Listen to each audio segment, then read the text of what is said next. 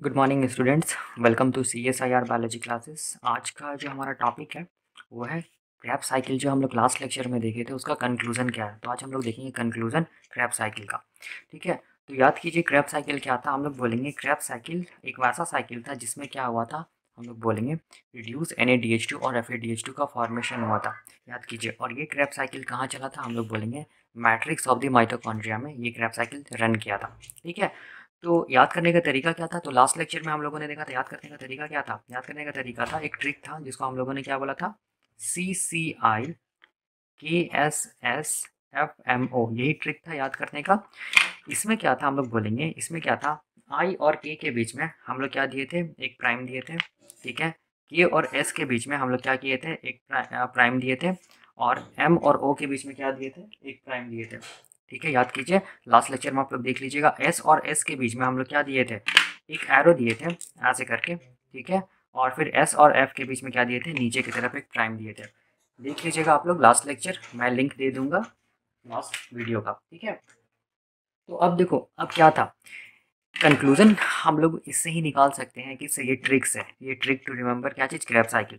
ठीक है, तो देखो यहाँ पर जहाँ जहाँ ऊपर मैंने प्राइम दिया है, जहाँ जहाँ ऊपर मैंने प्राइम दिया है, याद रखना वहाँ वहाँ क्या निकलेगा, रिड्यूस NADH2 निकलेगा। तो यहाँ पर एक रिड्यूस NADH2, दो रिड्यूस NADH2, और ये क्या चीज़, तीसरा रिड्यूस NADH2।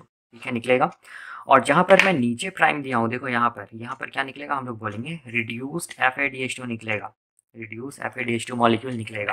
ठीक है, और जहाँ पर मैंने एरो दिया है, देखो यहाँ पर ये एरो S और S के बीच में, इस एरो में क्या निकलेगा, हम लोग बोलेंगे GTP मॉलिक्यूल बाहर निकलेगा। ठीक है, तो ये एक क्रैब साइकिल का था, मतलब बताने का मतलब ये हो गया कि एक क्रैब साइकिल में कितना रिड्यूस NADH2 निकलेगा, 1 2 3। ठीक है, कितना रिड्यूस FADH2 निकलेगा, 1। और कितना हम लोग बोलेंगे GTP और ATP मॉलिक्यूल बनेगा, हम लोग बोलेंगे 1।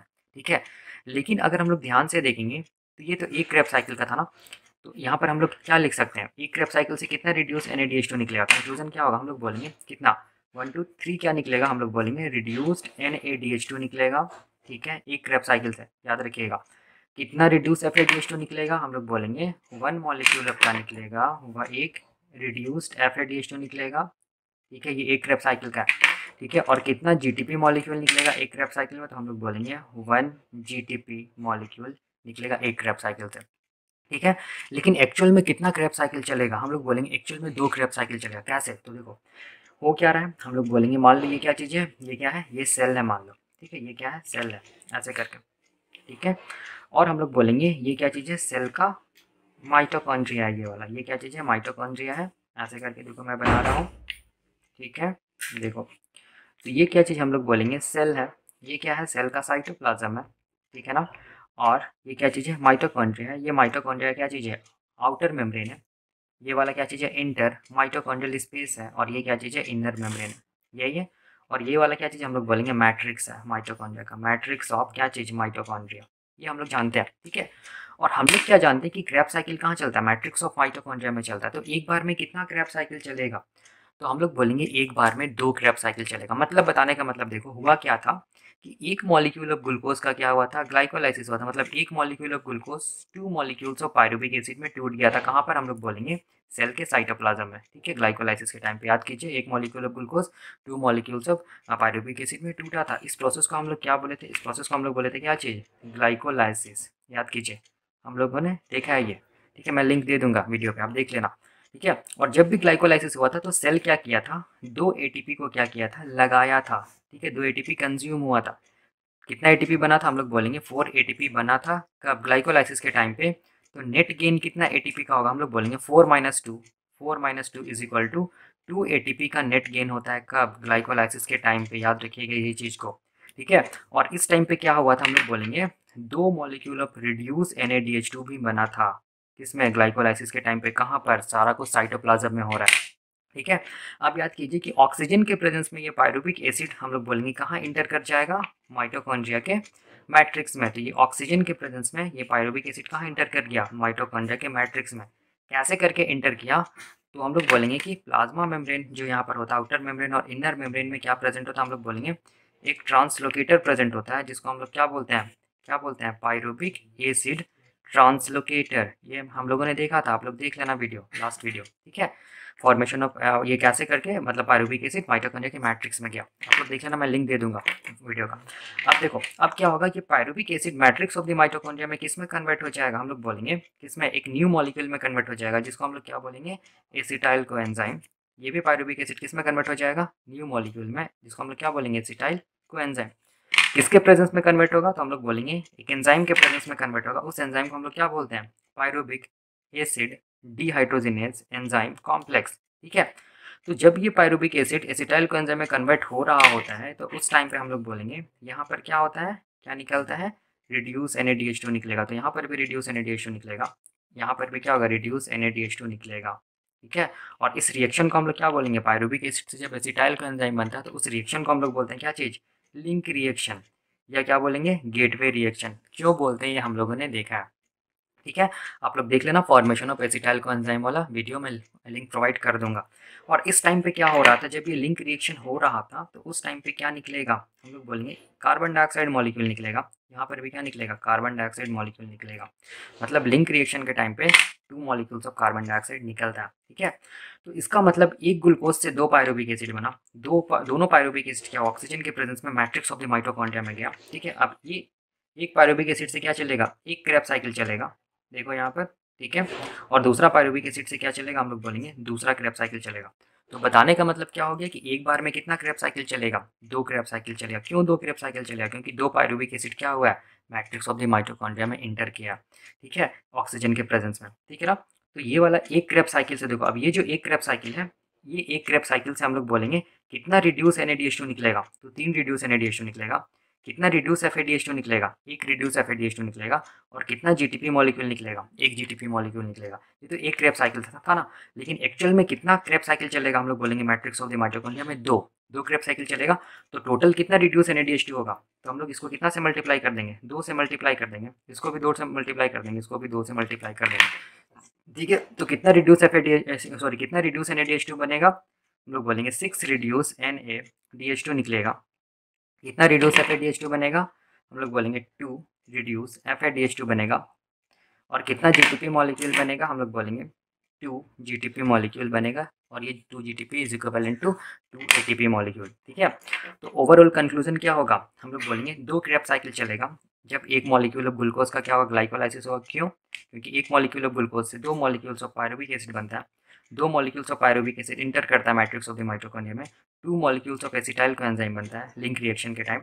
और एक एसिटाइल कोएंजाइम एक क्रेब साइकिल को रन कराएगा, दूसरा एसिटाइल कोएंजाइम दूसरा क्रेब साइकिल को रन कराएगा, ठीक है।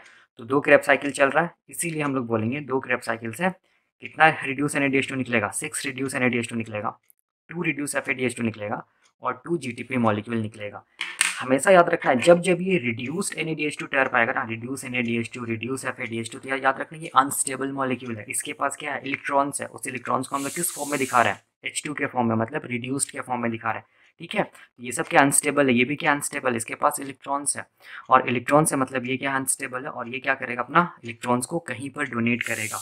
इसीलिए हम लोग बोलते हैं जब क्रेब साइकिल से रिड्यूस NaDH2 FADH2 बनता है तो वो फिर उसमें जो इलेक्ट्रॉन्स होता है वो इलेक्ट्रॉन्स को कहाँ इंटर कर दिया जाता है, हम लोग बोलेंगे इलेक्ट्रॉन ट्रांसपोर्ट चेन में इंटर कर दिया जाता है, ठीक है। और ये electron transport chain inner membrane of mitochondria में प्रेजेंट होता है, ठीक है। ये सब क्या इलेक्ट्रॉन ट्रांसपोर्ट चेन का कंपोनेंट है, ठीक है। सारा का सारा रिड्यूस NaDH2 FADH2 कहाँ आ जाएगा, इंटर कर जाएगा ATS सिस्टम में। और ATS सिस्टम में इंटर करने के बाद अल्टीमेटली क्या चीज़ का फॉर्मेशन होगा, ATP का फॉर्मेशन होगा। ये हम लोग देखेंगे जब इलेक्ट्रॉन ट्रांसपोर्ट चेन पढ़ेंगे तब। तो ओवरऑल कंक्लूजन क्या है, कंक्लूजन ये है कि 2 molecules of reduce 6 reduce NaDH2 बनेगा, 2 रिड्यूस FADH2 बनेगा और 2 GTP मॉलिक्यूल बनेगा। कब हम लोग बोलेंगे, जब एक मॉलिक्यूल ऑफ ग्लूकोज का ऑक्सीडेशन होगा, या हम लोग बोलेंगे एक मॉलिक्यूल ऑफ ग्लूकोज का क्या होगा, ग्लाइकोलाइसिस होगा, ठीक है। इसको याद रखना है, ठीक है ना। तो अब देखो, अब यहाँ पर देखिए ध्यान से, जब कभी हम लोग बोलेंगे क्रेब साइकिल चल रहा होता है तो क्रेब साइकिल में हम लोग बोलेंगे 2 स्टेप्स ऐसा होता है जिसको आप लोग बोलते हैं डीकार्बोक्सिलेशन स्टेप, ठीक है। तो 2 स्टेप में क्या निकलेगा, हम लोग बोलेंगे कार्बन डाइऑक्साइड निकलेगा। आप लोग लास्ट लेक्चर देख लेना, तो कौन कौन स्टेप को हम लोग डीकार्बोक्सिलेशन स्टेप बोलते हैं, तो याद रखिएगा हम लोग बोलेंगे कौन कौन स्टेप को, तो स्टेप 3 एंड स्टेप 4 को हम लोग क्या बोलेंगे, डीकार्बोक्सिलेशन स्टेप क्रेब साइकिल का। आप लोग देख लेना लास्ट लेक्चर, ठीक है। तो इसका मतलब एक क्रेब साइकिल से कितना CO2 मॉलिक्यूल निकलेगा, हम लोग बोलेंगे कितना CO2 मॉलिक्यूल निकलेगा, 2 CO2 मॉलिक्यूल एक क्रेब साइकिल से निकलेगा। लेकिन एक्चुअल में कितना क्रेब साइकिल चल रहा है, 2 क्रेब साइकिल चल रहा है, इसीलिए हम लोग 2 से मल्टीप्लाई करेंगे, मतलब टोटल कितना CO2 मॉलिक्यूल निकलेगा, 4 CO2 मॉलिक्यूल निकलेगा। इस चीज़ को याद रखना। तो यही कंक्लूजन होता है, हम लोग बोलेंगे क्या चीज़ का, क्रेब साइकिल का। ठीक है। तो एग्जाम में पूछता है ये क्वेश्चन कि कितना मतलब रिड्यूस NADH2 निकलता है जब हम लोग बोलेंगे एक मॉलिक्यूल ऑफ ये ग्लूकोज का ग्लाइकोलाइसिस होता है और उससे दो दो क्रेब साइकिल चलता है उस टाइम पे। ठीक है। तो ये आपको याद रखना है। तो देखो यहाँ तक का तो कंक्लूजन ये है, लेकिन अगर हम लोग इंटायर ग्लाइकोलाइसिस से लेकर क्रेब साइकिल तक का अगर कंक्लूजन को देखेंगे तब कितना रिड्यूस NADH2 निकला, कितना रिड्यूस FADH2 निकला, कितना मॉलिक्यूल ऑफ ATP और GTP मॉलिक्यूल बना, कितना कार्बन डाइऑक्साइड मॉलिक्यूल निकला, ये देखो अभी हम लोग देख रहे हैं। ठीक है। तो देखो ये था कंक्लूजन क्रेब साइकिल का, याद रखना है। ठीक है। अभी हम लोग ओवरऑल देख रहे हैं ग्लाइकोलाइसिस से लेकर क्रेब साइकिल तक में कितना रिड्यूस NADH2 निकला, कितना रिड्यूस FADH2 निकला, कितना ATP बना, कितना कार्बन डाइऑक्साइड मॉलिक्यूल निकला वो। तो देखो ग्लाइकोलाइसिस के टाइम पे हम लोग को क्या पता है, ग्लाइकोलाइसिस के टाइम पे मैं ऐसा लिख रहा हूँ ग्लाइकोलाइसिस। ठीक है।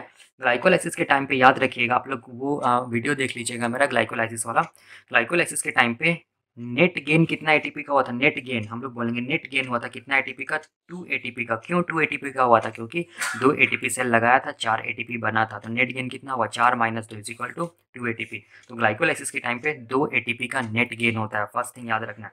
ग्लाइकोलाइसिस के टाइम पे कितना रिड्यूस NADH2 बना था, तो हम लोग बोलेंगे 2 रिड्यूस NADH2 बना था। देख लीजिएगा स्टेप 6 ग्लाइकोलाइसिस का जो था उसमें 2 रिड्यूस NADH2 का फॉर्मेशन हुआ था। ठीक है। और ग्लाइकोलाइसिस के टाइम पे कितना कार्बन डाइऑक्साइड निकला था, हम लोग बोलेंगे ग्लाइकोलाइसिस के टाइम पे कोई भी कार्बन डाइऑक्साइड नहीं निकला था। ठीक है। इस चीज़ को याद रखना है। उसके बाद देखो, उसके बाद ग्लाइकोलाइसिस के बाद कौन सा अगला स्टेप क्या है, लिंक रिएक्शन। तो लिंक रिएक्शन को मैं ऐसे लिख रहा हूँ, लिंक रिएक्शन। ठीक है। LR मतलब लिंक रिएक्शन, या इसको हम लोग गेटवे रिएक्शन भी बोलते हैं। ठीक है। या इसको हम लोग क्या बोलते हैं, ऑक्सीडेटिव डीकार्बोक्सिलेशन रिएक्शन भी बोलते हैं। ठीक है ना। तो ऑक्सीडेटिव डीकार्बोक्सिलेशन रिएक्शन या लिंक रिएक्शन या गेटवे रिएक्शन में कितना एटीपी बना था, तो देखो कितना एटीपी बना था, हम लोग बोलेंगे कोई भी एटीपी नहीं बना था।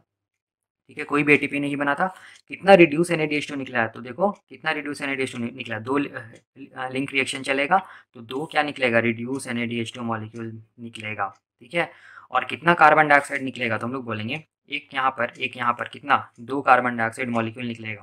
तभी तो इसको हम लोग ऑक्सीडेटिव डीकार्बोक्सिलेशन स्टेप्स बोलते हैं ना, क्योंकि डीकार्बोक्सिलेशन होता है, डीकार्बोक्सिलेशन का मतलब कार्बन डाइऑक्साइड निकलेगा इस स्टेप्स के टाइम पे। ठीक है। तो ये हम लोग बोलेंगे क्या हो गया, ये हो गया, क्या बोलते हैं, कंक्लूजन हो गया किसका, लिंक रिएक्शन के टाइम का। अब लिंक रिएक्शन के टाइम पे क्या हुआ, 2 एसिटाइल का एंजाइम बना। ठीक है। 2 एसिटाइल का एंजाइम से 2 क्रेब साइकिल चलेगा। तो क्रेब साइकिल का देखो कंक्लूजन क्या था, क्रेब साइकिल का कंक्लूजन क्या था, कितना रिड्यूस NADH2 बनेगा, हम लोग बोलेंगे 6 रिड्यूस NADH2 बनेगा क्रेब साइकिल के टाइम पे। ठीक है। और कितना हम लोग बोलेंगे FADH2 बनेगा, तो हम लोग बोलेंगे एक, सॉरी एक नहीं 2, क्योंकि 2 क्रेब साइकिल चलेगा तो क्या होगा, 2 रिड्यूस FADH2 मॉलिक्यूल बनेगा क्रेब साइकिल के टाइम पे। ठीक है। कितना ATP और GTP मॉलिक्यूल बनेगा, तो हम लोग बोलेंगे 2 GTP मॉलिक्यूल बनेगा क्रेब साइकिल के टाइम पे। याद रखना GTP is equivalent to ATP। ठीक है। इसको हम लोग ATP भी लिख सकते हैं। ठीक है। और कितना कार्बन डाइऑक्साइड निकलेगा, तो हम लोग बोलेंगे 4 कार्बन डाइऑक्साइड मॉलिक्यूल बाहर निकलेगा during Krebs cycle. 2 Krebs cycle एक बार में चलेगा, एक मॉलिक्यूल ग्लूकोज का ग्लाइकोलाइसिस होगा तब।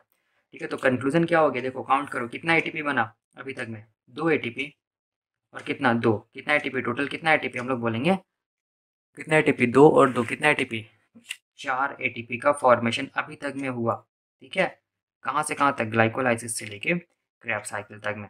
कितना रिड्यूस NADH2 बना, तो देखो 2 + 2 4 + 6 कितना, 10 रिड्यूस NADH2 का फॉर्मेशन हुआ। याद रखना ये रिड्यूस NADH2 अनस्टेबल है।